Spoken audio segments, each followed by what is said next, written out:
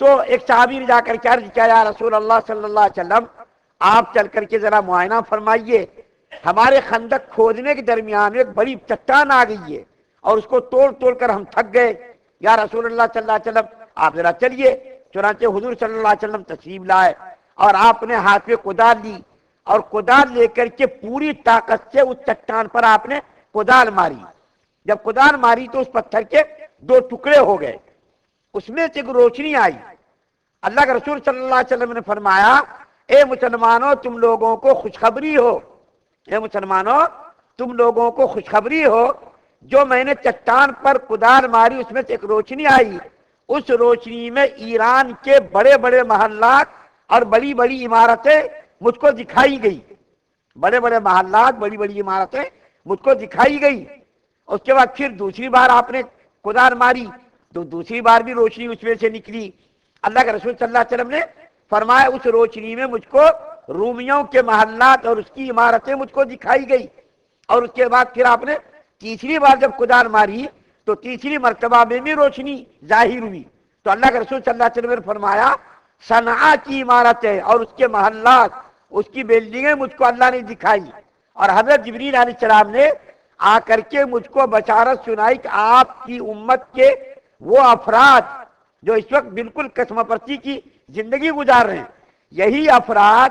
چند سالوں کے بعد ان ملکوں کو فتح کریں گے، اللہ تعالیٰ ان ممالک کو ان کے قبضے میں دیں گے۔ اس زمانے میں ایران اور روم یہ دو سپر پاور طاقتیں تھیں، جیسا کہ آج امریکہ رشیا سپر پاور طاقت موجودہ زمانے میں، اسی طریقے اس زمانے میں ایران اور روم یہ سپر پاور طاقتیں تھیں۔ تو اللہ کے رسول صلی اللہ علیہ وسلم نے فرمایا کہ حضرت جبریل علیہ السلام نے مجھ کو خوشخبری سنائی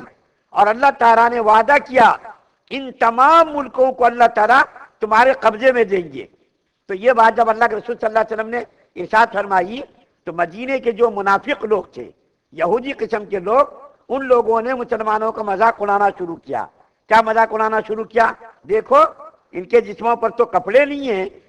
اور اتنی پریشانی میں زندگی گزار رہے ہیں، ان کے پیٹ میں کھانا نہیں ہے، پتھر باندھ باندھ کر کے یہ کام کر رہے ہیں، بدن میں کپڑے نہیں، پیٹ میں کھانا نہیں، رہنے کے لیے مکان نہیں، اتنی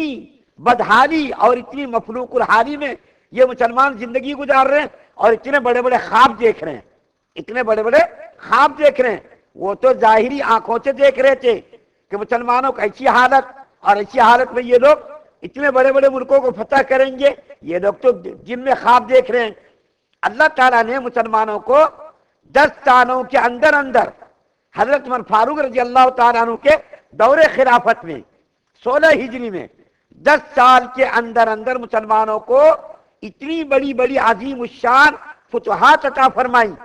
کہ ایران جیسی سپر پاور طاقت اور روم جیسی سپر پاور طاقت اور دوسرے جو ممالک تھے اس زمانے میں بڑی بڑی طاقتیں، بڑی بڑی فوجیں رکھنے والی طاقتیں، مملکتیں، اللہ تعالیٰ نے 10 سال کے اندر اندر مسلمانوں کو ان ملکوں پر فتح یاب کیا، ان تمام ممالک کو مسلمانوں کے زیر نگی کیا، ان تمام ممالک کو مسلمانوں کے قبضے میں دے دیا، جبکہ ظاہری طور پر ان کو کوئی معلوم نہیں ہو رہا تھا یہ مسلمان ہتھیار بھی نہیں، تعداد بھی نہیں، کپڑے بھی نہیں، ان کے پاس تو کچھ بھی نہیں ہے۔ اس کے باوجود یہ طوفان کی طرح اٹھے اور طوفان کی طرح دریاؤں میں کود گئے، پہاڑوں کو رون دیا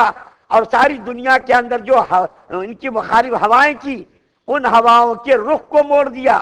اور ان کو ملکوں کو طاقتوں کو پامال کر دیا، خس و خاشاک کی طرح ان ملکوں کو پامال کر کے ان ملکوں پر یہ مسلمان قابض ہو گئے۔ تو اللہ تعالیٰ ایک دعا اور مناجات کے انداز میں اللہ تعالیٰ مسلمانوں کو خوشخبری سنا رہے ہیں کہ محمد صلی اللہ علیہ وسلم آپ مسلمانوں سے کہہ دیجئے ساری ملکوں کے مالک آپ ہیں، ساری ملکوں کے شہنشاہ آپ ہیں، آپ جس کو چاہتے ذلیل کر دیتے، جس کو چاہتے عزت دیتے، جس کو چاہتے ملک دیتے، جس کو چاہتے ملک چھین لیتے۔ اور ہم دیکھ رہے ہیں نا صدام حسین کا حال، اور جو ہے لیبیا کے کرنل قذافی کا حال، حسنی مبارک کا حال، مشرف کا حال اور نواز شریف کا حال ہم لوگوں نے تو اپنی آنکھوں سے دیکھا نا، یہ کیسے کیسے ملک کے بادشاہ تھے۔ اللہ تعالیٰ نے ان لوگوں کو ملکوں سے محروم کر دیا ہے، اقتدار سے محروم کر دیا اور ان لوگوں کو جو ہے ذلیل و رسوا کر دیا، اور کیسے کیسے مجبور اور مفلوق الحال لوگ تھے اتنے بڑے بڑے ملکوں پر ان کو کیا کر دیا؟ قابض کر دیا، ان ملکوں کی جو ہے ان کو مسلمانوں کے قبضے میں کر دیا۔ اور دوسری آیت کریمہ میں اللہ فرماتے ہیں کہ اللہ کبھی رات کو چھوٹا کر دیتے، کبھی دن کو چھوٹا کر دیتے، کبھی جو ہے اللہ تعالیٰ جو ہے انڈے سے بچے کو نکالتے، مرغی سے انڈے کو نکالتے، اور کبھی کبھی دیکھیے کھجوروں سے گٹھلی سے کھجور کو نکالتے، اور کھجور سے جو ہے گٹھلی سے کھجور کو نکالتے، کھجور سے گٹھلی کو نکالتے، اور کبھی کبھی عالم کے گھر سے جاہل کو پیدا کرتے، جاہل کے گھر سے عالم کو پیدا کرتے، کبھی کبھی نبی کے گھر سے کافر کو پیدا کرتے، اور کبھی کبھی کافر کے گھر سے نبی کو پیدا کرتے۔ دیکھیے حضرت ابراہیم علیہ السلام کافر کے گھر میں پیدا ہوئے، حضرت نوح علیہ السلام کی بیوی اور بیٹے کافر رہے، اللہ کے رسول صلی اللہ علیہ وسلم کے چچا دیکھیے کافر ہی رہے۔ تو یہ اللہ تعالیٰ کی قدرت ہے، اللہ تعالیٰ کی طاقت اور قوت ہے کہ اللہ تعالیٰ انڈے سے بچے کو، مرغی سے انڈے کو، اور کھجور سے گٹھلی کو کھجور سے، رات کو کبھی چھوٹا، دن کو کبھی بڑا، کبھی دن کو کبھی چھوٹا، کبھی رات کو بڑا۔ اور اللہ تعالیٰ کیا فرماتے؟ جس کو چاہے اللہ بے حساب رزق دیتے، اللہ جس کو چاہے بے حساب رزق دیتے، اس کا کوئی حد و حساب نہیں۔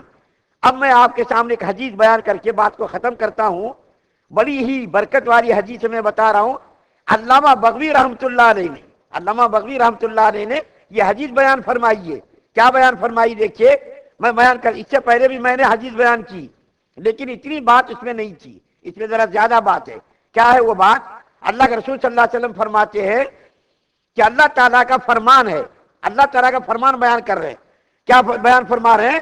کہ جو شخص ہر نماز کے بعد سورہ فاتحہ، آیت الکرسی اور آل عمران کی 2 آیتیں، آیت جو میں نے اس سے پہلے بیان کی تھی 18 اور 26، ان آیتوں کو جو آدمی ہر نماز کے بعد پڑھے گا، اس کے بارے میں کیا فرماتے اللہ تعالیٰ؟ اس کا ٹھکانہ جنت میں بنا دوں گا۔ سب سے بڑی ایک بات، اس کا ٹھکانہ جنت میں بنا دوں گا، اور اس کو اپنے پڑوس میں جگہ دوں گا،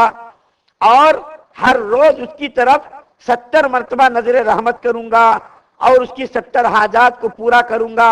اور حاسدوں کے حسد سے